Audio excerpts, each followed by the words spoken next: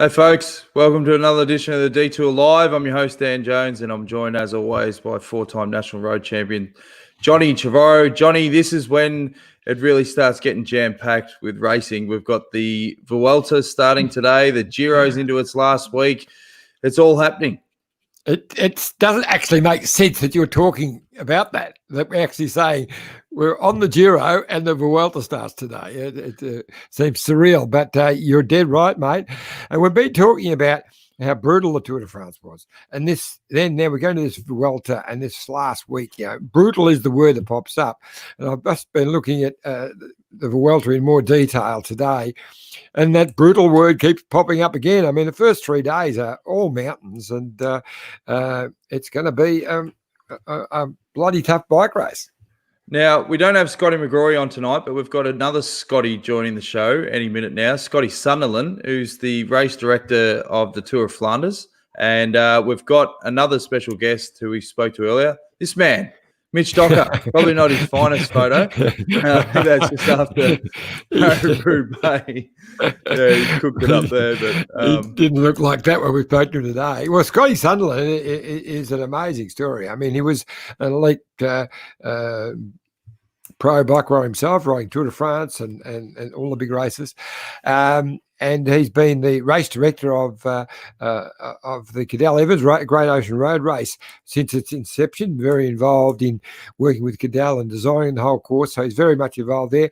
And for the last couple of years, he's been the race director of the Tour of Flanders. Now, the Ronde van Vlaanderen, he lives in Belgium, so he knows how big it is. And they've picked him because of his expertise in being a race director, but also he's fluent in so many languages. He understands the bike race and bike racing, so he's doing a great job. And of course, this year, I can't wait to talk to him about it. He's had the added challenge of the whole pandemic. So he'll be coming on any minute, and I look forward to the conversation.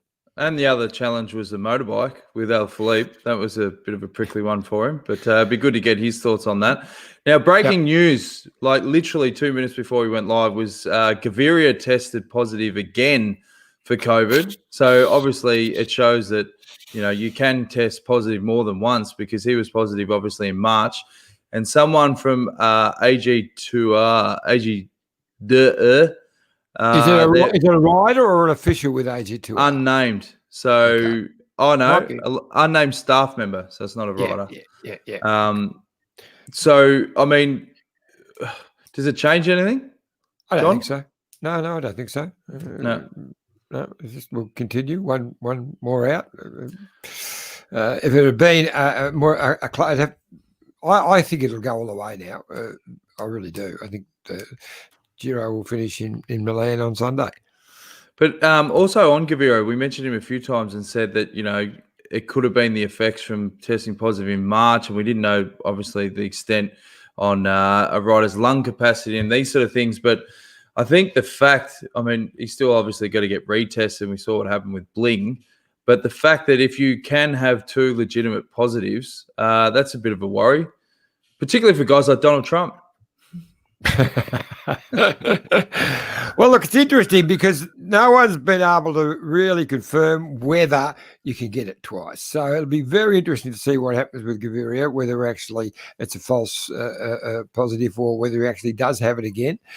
But they've been talking about his just hasn't been quite in the same form since he got the positive much earlier in the year, and he was stuck in the Middle East for quite a while.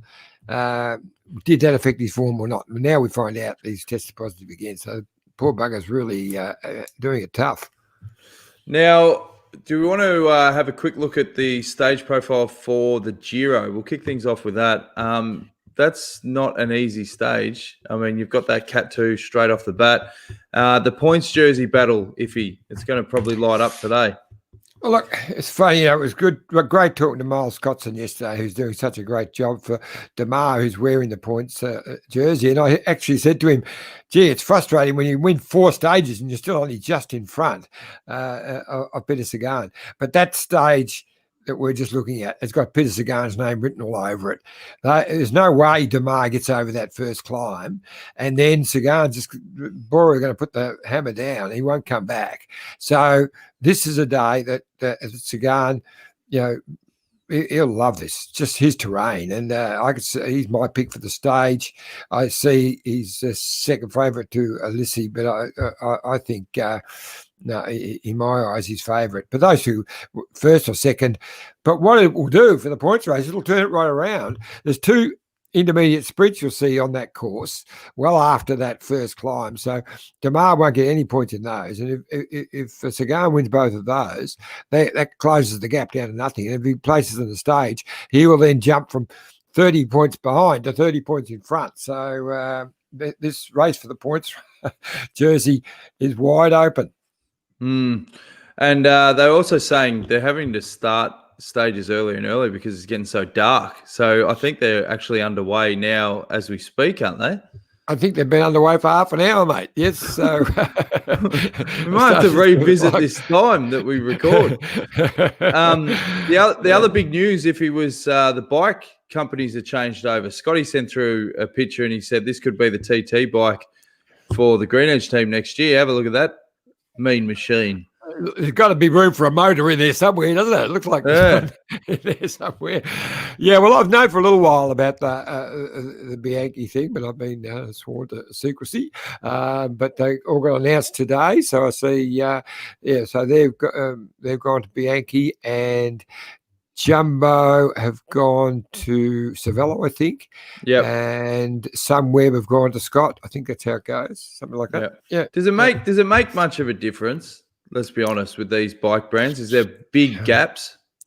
Look, most of the top riders really, they're not. They don't see much difference. They just jump on them. They're all so close, so much away. But every now and again, there's some riders who are really fanatical about their bikes and about the little idiosyncrasies of different models. But look, I don't think there's going to be. I've been talking with the guys at Mitchelton. They're quite excited to get onto the Bianchis. So. Yep, and Jumbo haven't gone too bad on them this year, have they? No, exactly. So, we might as well go straight into our interview we did with Mitch Docker. We'll hopefully get Scotty Sunderland on soon. But this, I'll give him a flick to see. He said he's coming on, so we might get him any minute. So it's up to you. But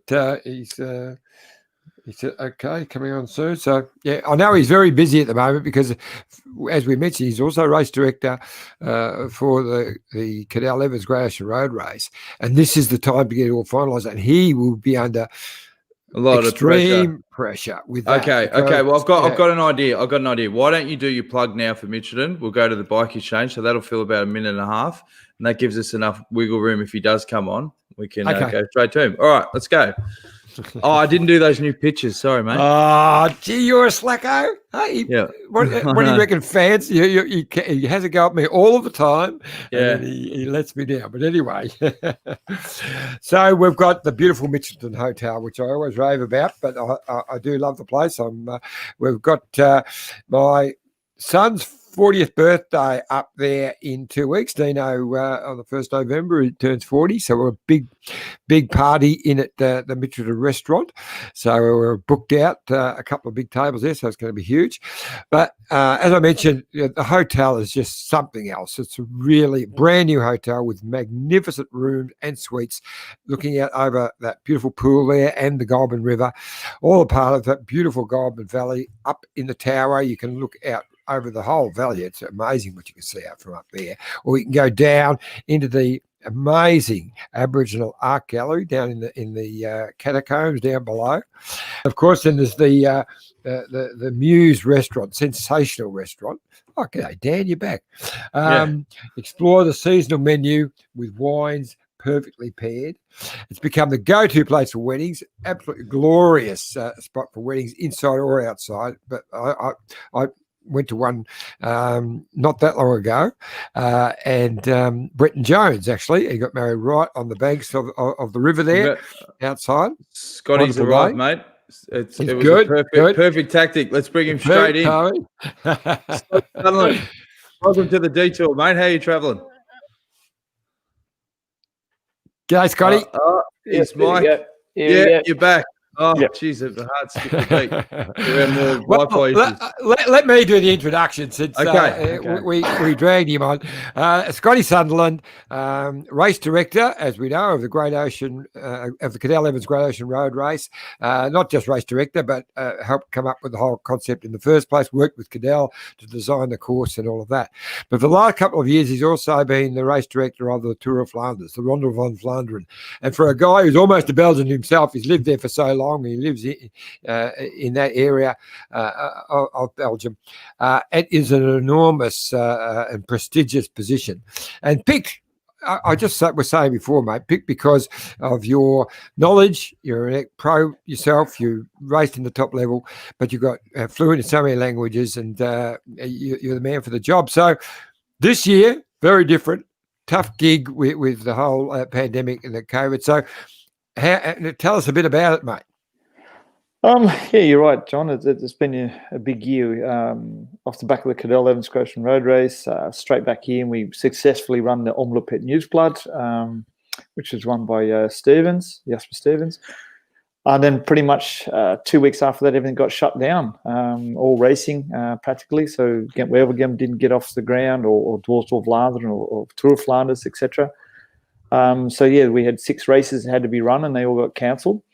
And from that 6 races, fortunately, CEO Thomas van der Spiegel was able to work together with the Flemish government and health, and then also with the UCI on the repackaging of the restart for the end of season races, including the Tour de France and Giro and all the rest of it. So that all kicked off again beginning of August, and 4 of our races were part of that rescheduling of races for the end of the year, which instead of being in the spring, we're in the autumn, which was quite clear by the images. Instead of seeing the blooming leaves on the trees, we're seeing the falling leaves, which was quite different. Images that hopefully will never see again.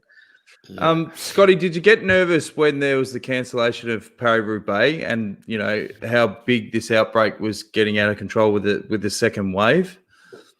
It was a tough one all the way around. I think we probably spent a lot more time in the detail right at the very beginning. We realised that what we had to do, and this was our priority number 1, was for these races, possibly for ASO, which Tour de France organisers, their priority was the Tour de France, and for us, we did get a bit nervous, mate, but we knew we were doing everything right, and we had all the government health bodies on board, from the Flemish government right through the federal government. So we had a plan.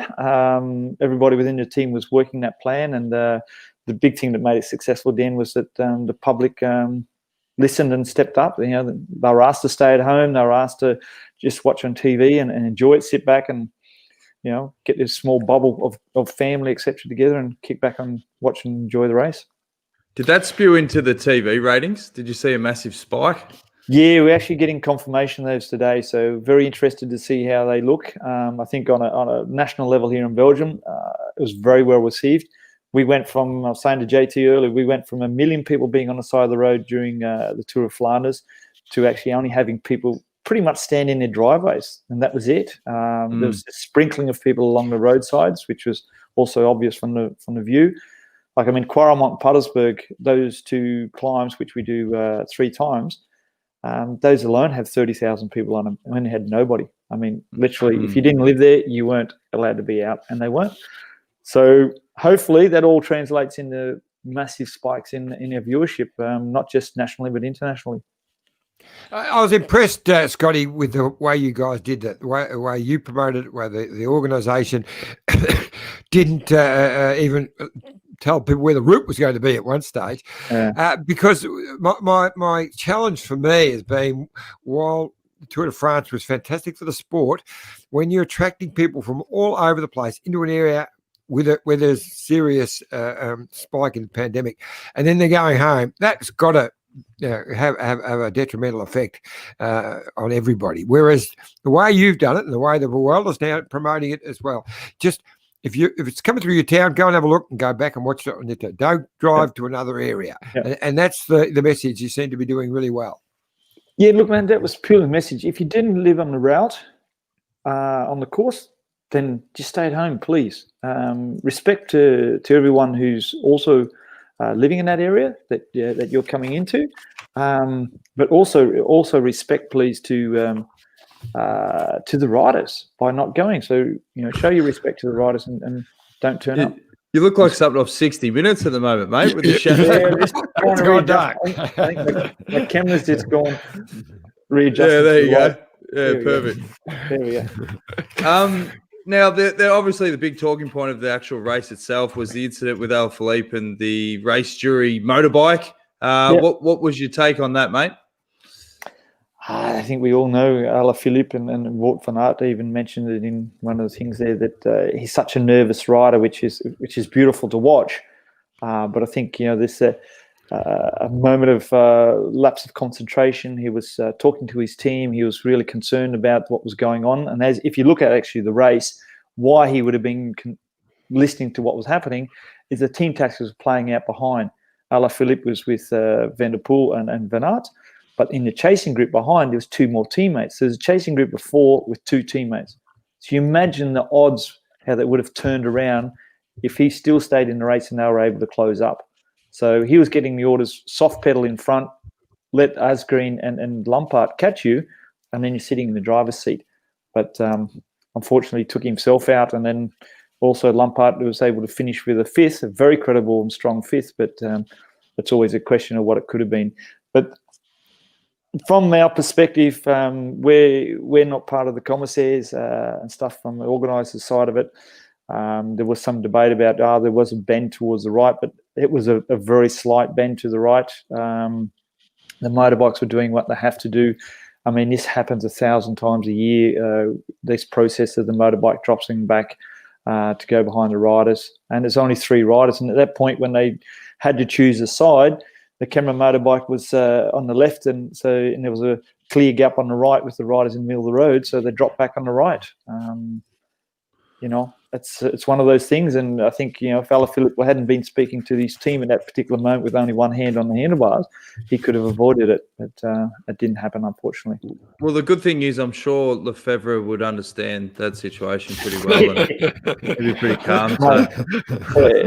Whether you're the rider or the team owner, I think you're going to be pretty peed off. And but I was too. You didn't have to have a camera on me in the team car when it happened, because I was like, when you see that sort of action happening and riders being so aggressive in your race, and at the end of the day, being an ex-rider and ex-team director, I'm still a fan of cycling, and I could just say, wow, world champions there, and the 3 top favourites are going to go head-to-head here in the final.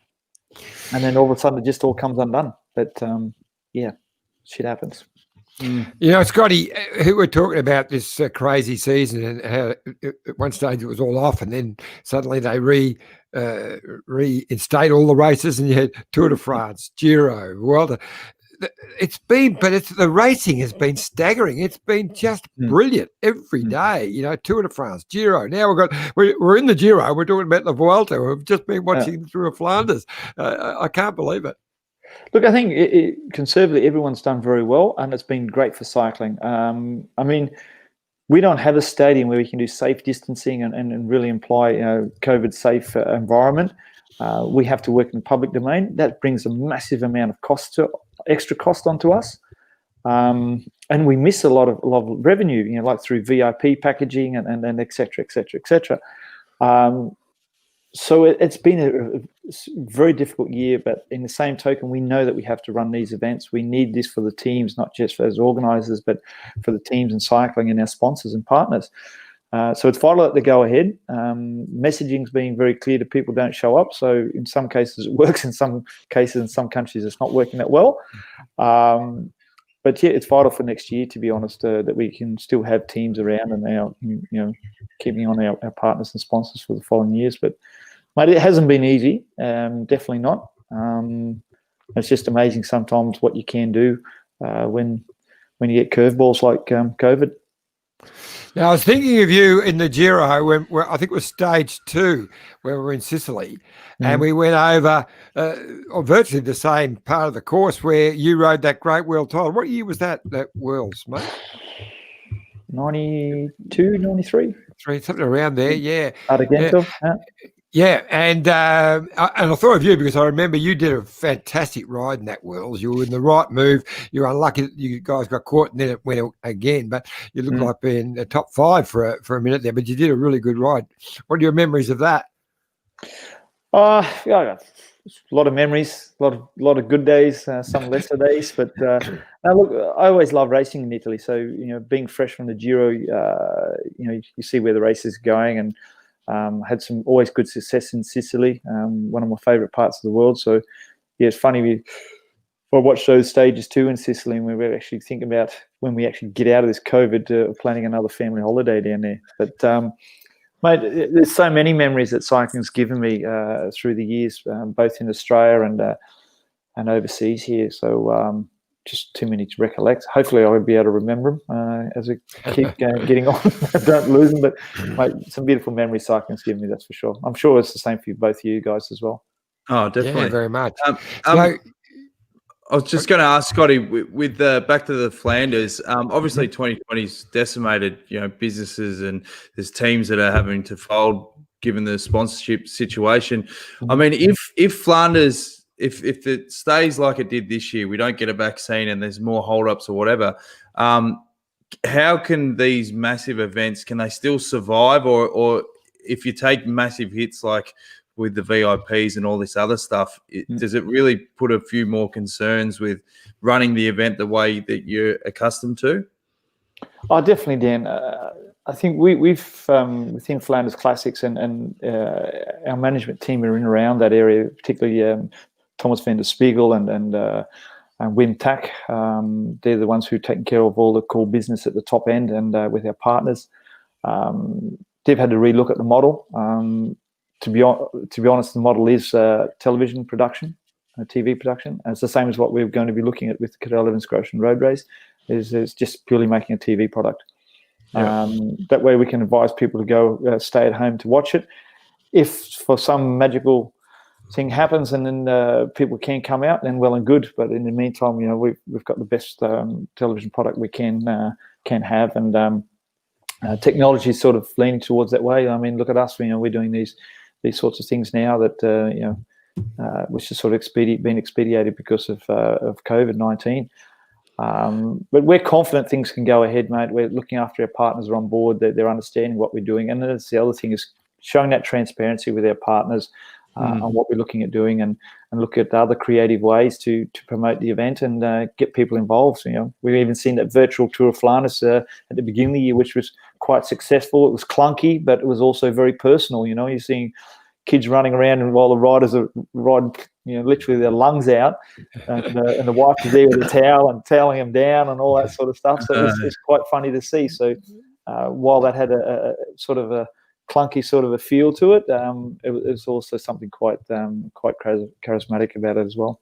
Yeah. Now, the big question we've obviously been asking regarding the summer of cycling in Australia, Stuart McIntosh asks a question. He says, how will World Tour squads get out to Australia in the new year, given media reports there are 29,000 Aussies in the queue to catch limited flights home? Are there charter flights to be used? Yes, it will be charter flights. And that's one of the things we're looking at. It's the only way that we can manage it. It's a massive cost for us, and that's, like I said, to be able to do something like this, it'd be 2 weeks quarantine for the team, so we need the teams to buy in for it first of all, and then the cost, that extra cost that involved in it, and we're also looking at having limited public, but in the same way we got partners, and partners are aware of what's going on with it all, our biggest partners being state government. But yeah, if we keep not doing anything, then we're not moving forward, and you know how that works. When we're not keep moving forward, we're losing. So look, it's a difficult one. It's a difficult one, Dan. But everyone's trying to do their best around managing it. Yep. Now, this is obviously a crucial time for you. You've just finished the Ronde van Vlaanderen, and now it's a crucial time to actually securing the teams. And, of course, you're working with South Australian government with the Tour Down Under. But, I know that it's right at the critical moment at the moment. What's the feedback you've been getting from the teams? Well, at the moment, John, it's not looking great. Teams don't want to have to do a 2-week quarantine, of course, and there's also the whole thing about trying to get out to Australia. We need to get Australian Border Control on board with it, and there's so many more things that need to be done. But the general feeling from the teams is, well, we don't know what's going to happen. When I say we, they don't know what's going to happen in January for team training camps. If there's going to be some sort of restrictions in January for training camps in Spain or in France or in Italy, then they may not be able to get riders down from the northern countries down there when it's cold and sleet and snowy to train. And they're typically the guys who have to perform well in the classics, which we're pretty sure that the classics will go ahead, particularly after what we've been able to achieve the last few weeks. So they need to be in top form. One way of guaranteeing that is going to Australia with or without the quarantine. That 4 weeks in Australia in the sun, it would be of a great benefit. Where the other teams, they're just sort of sitting around waiting to see what turns up in January. Is there a minimum requirement of numbers of teams to make it feasible? Look, we're probably looking at minimum of 10 World Tour teams with 5 Pro Series teams. Which will give us a total of 15, and then we have an Australian national team. Yeah, that's still quite a lot of teams. It's been similar to what we've had in Cadel Evans Croatian Road Race as well. We've been sitting around that 16 international teams each year, and we've seen the 2020 version very exciting, right down the wire, and with the biggest stars and biggest teams being a part of it. So I do think it can still be a great racing for us. It'll be a COVID edition, which everybody's sort of hashtagging now, unfortunately. But the COVID editions are what they are, and we've seen successful World Championships run and Tour de France and the Giros. Hopefully, we'll make it to the end as well, and then with our classics. So while some races have dropped out, guys, many more have been able to keep running it and have been run. So, mate, I'm just a guy who's glass half full all the time. I just don't want to look at the negative until the flag has to go up. So that's just the way we got to look at it. Yeah, that's it. As you said, you got to keep moving forward and hope for the best and hope that things clear up. You're obviously a busy man, mate, and we really appreciate you coming on the detour. Fantastic insights. You're doing a great job. And who would have thought a bloody Aussie running the Tour of Flanders? I mean. Oh, mate, I'm one of the many cogs in that wheel to make this happen. I mean, if you've seen the manpower that goes into doing this type of events, it's unbelievable. But thanks very much. And I got to sometimes pinch myself when I'm standing in these races and having to call the hard shots now and again, like that bloody train line there we had in Tour of Flanders. Oh, yeah. Come down to the wire, I tell you, boys, it was heartless racing. Yeah. Getting hit by motorbikes and a peloton or a train. It was like, whoa, okay. Good stuff. All went well, and that only happens when you've got a great team behind you working with you in these organisations. So, yeah. Yeah. Oh, we're doing great stuff, mate. We really appreciate you coming on the show, and we'll check in again soon. And fingers crossed, everything goes well for the summer cycling next year. Yeah, hopefully, guys, we can have a chat about that. We can talk a little bit about what we could look forward to there coming into the summer. It'd be great to be back. Yep, good stuff, mate. Okay, Scotty. Thanks very much, guys. Have a good one. Yeah, mate. Yeah, no worries. Bye-bye. Scotty Sunderland, race director of Tour of Flanders and the Cadel Evans Great Ocean Road Race. Let's have a quick word from our great mates at Bike Exchange. Look at this bike. You think it's just a bike, right? But it's not. It's a bike 374 people are looking at. This guy, this girl, them, all looking at it. People from here, there, and wherever this is. People that are looking for a bike. Or just a piece of it. Amateurs, semi-amateurs, and pro-amateurs. This guy wants this bike, but with this crank and these bars. this could be the perfect match. But not this one. This girl has a bike to sell, and thousands of people might purchase it. Eyes on Bikes help grow small businesses. His, hers, yours, and the latest data and insights help those businesses keep moving. We are the world's #1 bike marketplace, with over 500,000 products and 900 brands, where buyers and sellers are brought together in a place where a bike is never just a bike. Bike Exchange, where the world buys, sells, learns, and rides. What were your takeaways from that chat then, John? From Bike Exchange? No. Look, he's definitely a glass half full, but he's very worried. Summer of cycling is looking very, very patchy. Whether we can get the internationals, it'll definitely be a summer of cycling, but it might be more a homegrown version. I think I've got more and more doubts, especially over the last few days. Talking with different people. So hopefully, hey, I'm normally the glass half full man too, but there are lots of little things popping up. But, I'm very impressed with the job that Scotty does. The Cadel Evans Great Ocean Road Race is a wonderful event, fantastic race. And I like the way he thinks about, it's a TV. television package. TV is what it's all about, and he's spot on. That coverage of the Tour of Flanders is as good as it gets. It's just absolutely superb. Yeah. I love how they've rigged the cameras up on the wire, and you've got those smooth shots across the top of the climbs. Production value is great. We've got a few more comments coming in. Kingo says, hats off to anyone running races in the current climate. When I was over in Melbourne playing cricket, I worked on the Great Victorian Bike Ride, which was an eye-opener for what work goes in. That is a massive event. You've done the Great Big Bike Ride, haven't you, Iffy? Yeah, done it a few times. Yep. Yeah, I took my grandson on it last year. Although a little bugger knocked me off when we were going out training for it, and I did with shoulder, so I had to ride with one arm, but we got through it. And Gary Tilley says, Scott a question, bit late there.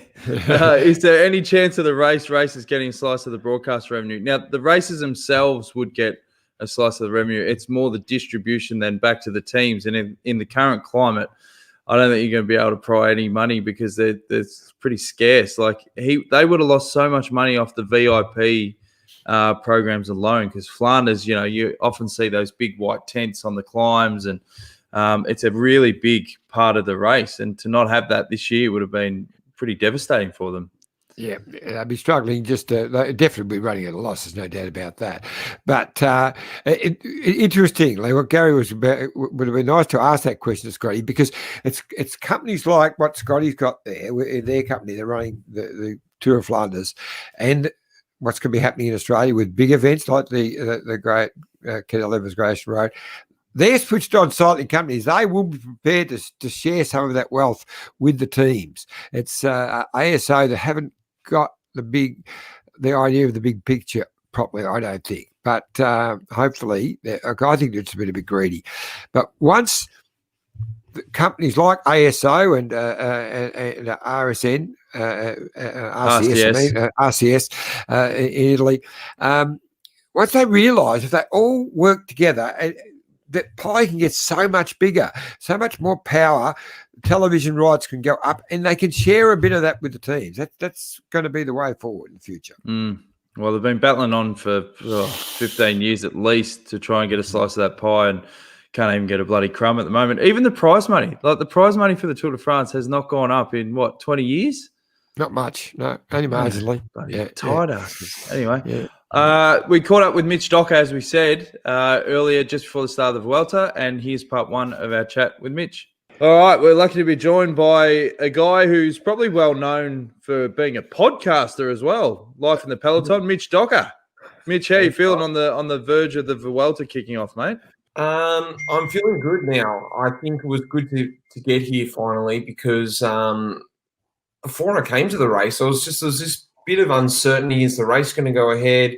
It's so late in the year. Some guys are stopping their season. Everyone's relaxing. But actually, once I finally got away and got to the race, I feel like I'm much more focused, much more ready to do the race. It's nice being in the bubble over here. So I'm ready to kick it off today. Well, Mitch, I was just looking at the profile for your next 2.5 weeks, and gee, it's a brutal race. I've been talking about how brutal the Giro is this year, but you've only got 4 sort of flattish stages, and the rest have got mountains everywhere. So you can't be looking forward to all of that. This is a hard race, as you guys have probably know from the previous years. They always make this a really tough race, and I always seem to draw the card of doing it. So I think it's going to be really tough. I think it'll just be depending on how the peloton races it. That's always the way things are. Sometimes even if the profile's not too hard, but the peloton races it really hard, it can be a hard stage. So I'm really predicting this first week's going to be really, really solid. After that, I don't know. It'll just depend on what the peloton's doing and how much motivation is still left in everyone's legs.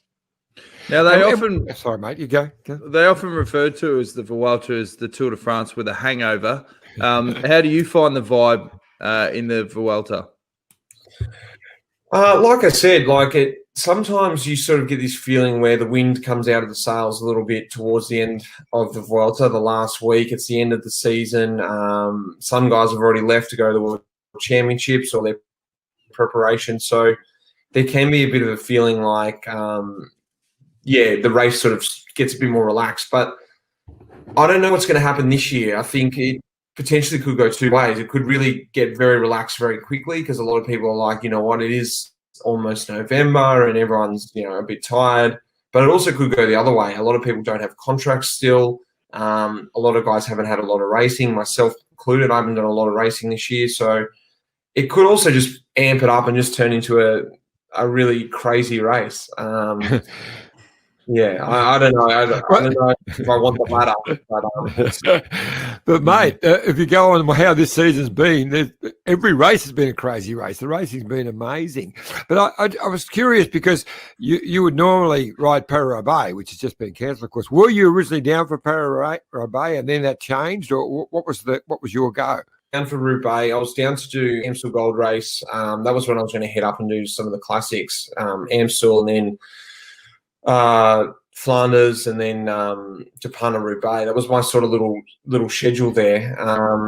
But as soon as Amstel got cancelled, it started looking like my schedule was going to be pretty thin with an uncertainty of Roubaix. And the team came to me and said, look, there's a chance you could do the Vuelta. And I thought, as much as I love Roubaix, maybe it's not going to go ahead. And I've trained bloody hard and I wanted to do some racing. So I thought I just weighed it up and went 3 weeks of racing or 3 days of racing. And I went for 3 weeks of racing. Well, you left scrambling, Mitch, given that the first week particularly is so hard. There's so much climbing with your training because it's obviously a different prep for a race like Roubaix. It is, but I was training for the Giro initially, and unfortunately Magnus Cort Nielsen, he got COVID back just before the start of the Giro, and we were going there as a little package. I was supposed to be helping him in the lead-outs.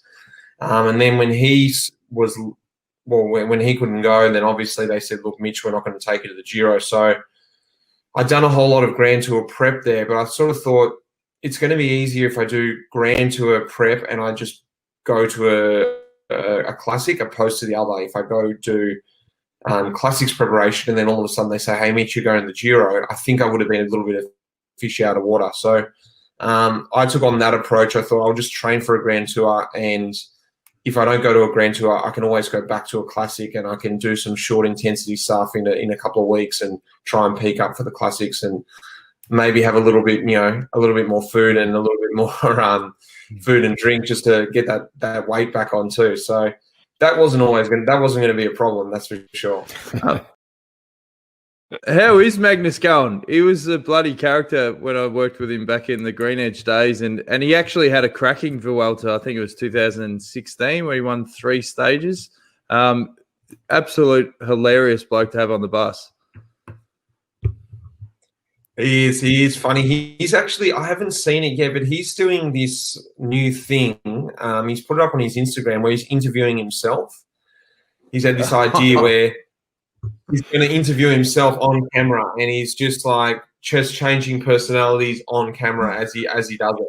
I have to look. He did his first one yesterday, so that's the first thing he does. a bit of a wacko sometimes. And he's a guy that only ever wore jeans. He only ever wore denim. Like, he never wore anything else. It's all about that Scandinavian sort of culture. You know, you got to look good. You didn't want to be seen in tracksuit pants in public, so I sort of respected that.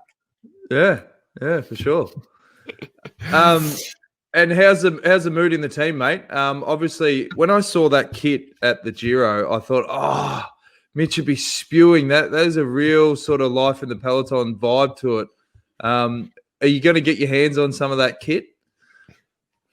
I was disappointed, I'm not going to lie, especially because I was on that long list and I was thinking, I didn't know what the kit was going to be, but that's something that does really excite me, you know, a different kit and something like that. It was really cool stuff, but I've been trying to suss out some things. I thought, you know what, maybe they did make me some stuff because I was on the long list, but as you may or may not be aware, that stuff was really, really limited. They sold a tiny little bit and they made a big,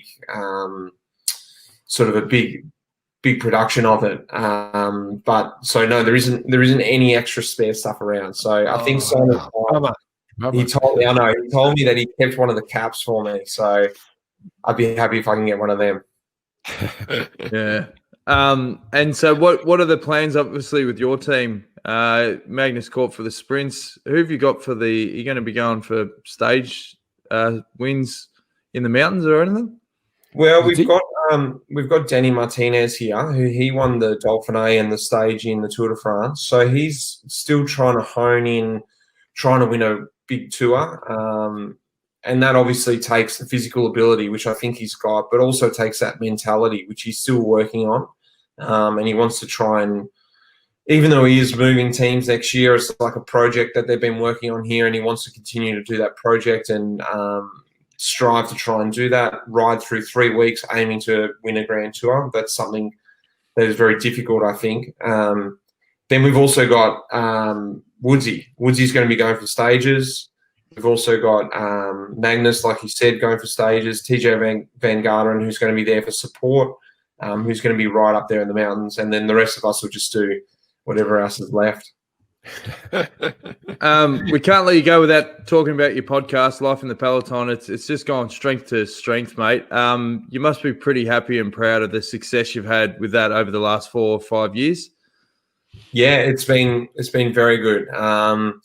Mainly just for myself. It's been okay, especially this year. It's been a great distraction when we haven't been riding. I've had something else to really sink my teeth into, but even in the other years, something that I love doing with it is chatting to the different guests and picking their brains and using some of that knowledge for myself. So even though it seems like I'm putting it out for everyone else out there so they can understand what life is like in the pro peloton, it actually is a great way for me to understand what other pros do, how they tick, and I actually end up just asking them the questions that I want to know. So it's been very good for me, and also the people listening. I think there's been some great feedback and a little bit more understanding of what life is like as a pro. That was part 2. I tried to play the clips back to back, but then there was 5 seconds of silence, so people would have been thinking we had technical difficulties. But here's part 3 of our chat with Mitch. Yeah, well, I want to know 2 things really. But firstly, what are your plans for next year? Have you got anything actually signed up for next year? What's your deal? I've just been in negotiations with the team. It's looking like I will stay on with EF. So nothing's been signed on paper, but it's looking like things will happen. It's ridiculously so late this year, but that's the way things are, and the team has been in a bit of trouble itself. So it's looking great. Like, I think to be able to go on again with this team, I definitely wanted to stay involved with this team because it's something that I really got to enjoy the last 3 years, and it's looking like I'll be able to stay on next year and ride on for another year with them. And the other thing I was going to ask is about, do you think you'll get back to Australia? I'm getting the vibe that because TDU is not going to be mandatory for the teams, that most won't be coming back. I've got a feeling it might be on. So have you heard what EF are doing as far as coming to Australia? I haven't actually. I did speak to Tom Southern about this topic probably a week or so ago. And look, he was just a little bit skeptical about if all teams would go out, with the quarantine in the Hilton, or what that quarantine would look like. I'd be a big fan of going back out, because as it stands at the moment, I don't think we'll go back as a family for Christmas. I think we'll stay in Europe. It's just, I didn't even know, one, if we would be allowed to get in, and secondly, if we could get back, I just couldn't fathom doing 2 weeks in a hotel with 2 kids. That just doesn't seem justifiable for me. So we're just going to stay over here. We're going to do Christmas and roll on to next season. If that meant I could go back for Down Under, that'd be great. But I don't think my wife would be too happy if I got to sneak back to Australia and she had to stay in Europe. Yeah, it makes sense, mate. And I think that's a general consensus among most riders, particularly that 2 weeks. It'd just be a nightmare. Like, geez, with 2 kids in a small room, I mean, it's hard enough to entertain them with space. Well, I think I've been talking to Stewie quite a bit, and of course, it was going to be his first year as the race director of the TDU, and they'd worked on a fairly good structure where you'd have a whole level, you'd be able to go training as part of the lockdown. That was all being done, but it's looking harder and harder, I know. It's a funny thing, like when I said it was going to be a nightmare, it's probably not what guys like Stu and that want to hear. When I'm talking down the processes that they're doing for the quarantine. Yeah. Well, it really is a challenge for them. And every time they come up with a solution, another problem gets thrown at them. And when you've got the teams not being mandatory, they're going, do we want to go through these dramas if we don't have to do it? And they're weighing it all up. It'd be a real shame if it doesn't happen, but we don't want a damaged product either. I think hopefully it does happen, but if not, let's come back stronger than ever for 2022. Well, here's the last part of our chat with Mitch. He actually talks about the riders and the stresses, particularly at this pointy end of the year if you don't have a contract. And Mitch, is it a stressful time, obviously, for a lot of these riders that getting to this pointy end of the year that don't have contracts? That must also affect the racing, because you're getting desperate and your brain's racing in the bunch. Is it a different sort of vibe? It is, and that's something like, unfortunately, I haven't raced for a long time. The last race I did was Plouay, which was sort of, I don't even know how long ago that was now, at least over a month ago or 6 weeks ago. So, but the vibe I'm getting now, it's a strange vibe. You think about it yourself, like on the same day that Gen Wavelgem was on, our teammate won a stage of the Giro, and Mads Pedersen won Gen Wavelgem, also a big race. But it's like, what's really important there? Those 2 results on their own would normally stand alone. They'd be the biggest race on TV. Yet when they're back to back, the results sort of get lost. So I'm sort of getting a feeling this year that our team especially has almost had one of their best years ever, yet that's not going to really reflect on next year's budget or what our team can do next year. It's a funny year to get results. Even though you might be getting great results, it's sort of getting the feeling like they don't mean anything anymore. Personally, maybe not. That's not the case, but it's not really reflecting in terms of, like, look at Alex Dowsett. He won a stage at the Giro and potentially maybe won't get a contract. If that would ever happen in any other year, I don't know. So it doesn't necessarily mean you're all safe if you just go and race hard and get a result or even win a stage of the Vuelta at the end of the year. That's not going to turn into a contract, because unfortunately all the teams are actually all full now. And even the spots that are left, teams can afford to just go, you know what, just take minimum wage. So it's a really hard situation. And I think it comes back to now your reputation over the last few years. If teams want you from that reputation, and unfortunately the big results aren't really meaning as much anymore this year anyway. Yeah, it's interesting stuff, isn't it? Yeah. All right, mate. Well, you've got a big stage ahead of you. We really appreciate you joining us on the detour. Good luck for the next 3 weeks, and good luck with all your contract stuff, and hopefully everything all sorts itself out. And good luck with the podcast. If anyone hasn't tuned in, Life in the Peloton, as Molly Meldrum says, do yourself a favour. And don't forget, Mitch, there's always a place for you at the Bay Crits, mate. Beautiful. I was wondering about the crits. I was thinking, what are they going to get through? But I don't think you're going to be able to do them early in the year. No. Be the right challenge. All right, bud. Great Good to on you, speak to you, mate. mate. Beautiful. Mitch Docker, absolute legend, speaks very well and got an awesome podcast, as we mentioned. It was interesting what he said about Alex Dowsett winning a stage of the Giro and might not get a contract next year. I mean, geez, you'd have to be pretty unlucky. Surely there'd be a team out there that'd be interested in him, wouldn't they? Yeah, but look, he is getting towards Getting the end old. of his career. Well, he is. And I mean, his last win was time trial stage about 9 years ago or something. So I don't think it was a wonderful stage win, but I don't think it changes anything. I don't think someone would pick him up because of that. It doesn't change anything for him. So only his current team, they might look at him and say, well, gee, there is some reason why he can stay. So hopefully, because he's a great bike rider and a really good bloke, evidently. But so while we're talking Vuelta, I just thought we'd have a quick wrap up of it. I mean, it's going to be a solid.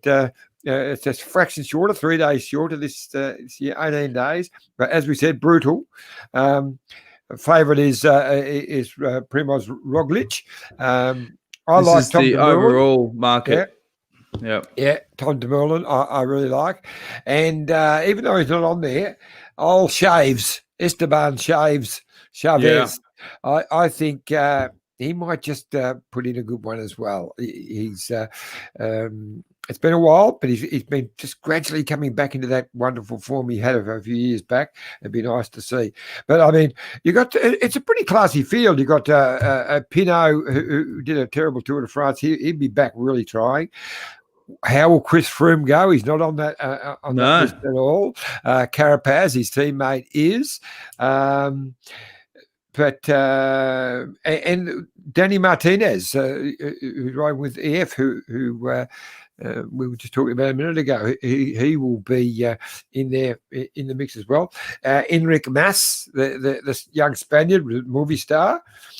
And interesting, there's a guy riding for Astana, Alexander Vlasov. He's only 24. He actually was in the Giro, but he got abandoned on stage 2. He got crook. I can't remember exactly what was wrong with him. Remember, he was sick on the side of the road. Yeah, he's the fifth favourite. Yeah, and then now so you wouldn't think anyone from the Giro would be riding in the Vuelta because the Giro is still going. But he was out on stage 2 now, so now he's in. So it's an interesting one. And the old fella, Valverde, into his 41st year, and he's still bopping around the edges. So, look, it's a wonderful field, and it'll be a great bike race. We've got a couple of comments that I'll catch up with. Scott Davies, will we see Euro-based pros joining local teams for the summer of cycling? Can they do this from a contract point of view? I don't think Euro teams will come out and base themselves here unless they agree to the quarantine. No, I think what Scott was meaning was the riders come out and be able to join like an NRS team for a certain race. I don't think so. No, I don't think that would be allowed. No. Sam wants to know, will the TDU lose their world ranking if the pros don't come? No, not at all. Everyone understands that there's a pandemic on, and if 10 pro teams come out, they will run it as always. But I think they'll struggle to get them. But we'll know in a week, I guess. And Shuey says, Froome not even on the first page with the bookies for the win. Will he ever get back to where he was previously? I don't know. Not this year. I've spoken to people inside the team, and they were big fans of Froome.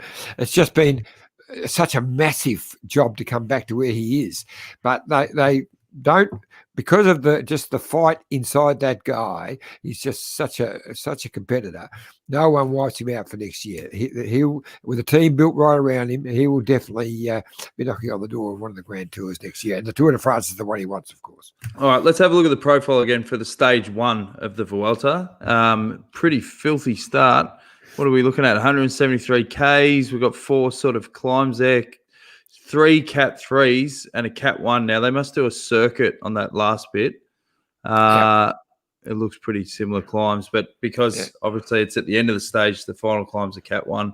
And if you look at the markets, for that stage. Roglic on top, Valverde, Pino, Carapaz, Dumoulin, Dan Martin, Woods, Sepkus, all the hitters.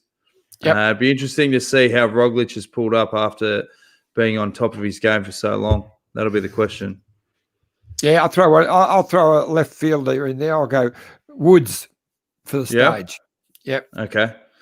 Looking at it again, I will go. Oh, geez, that's tough. I'll go Chavez. He's paying $26. He's not on that page. I'll just back him in. Why not?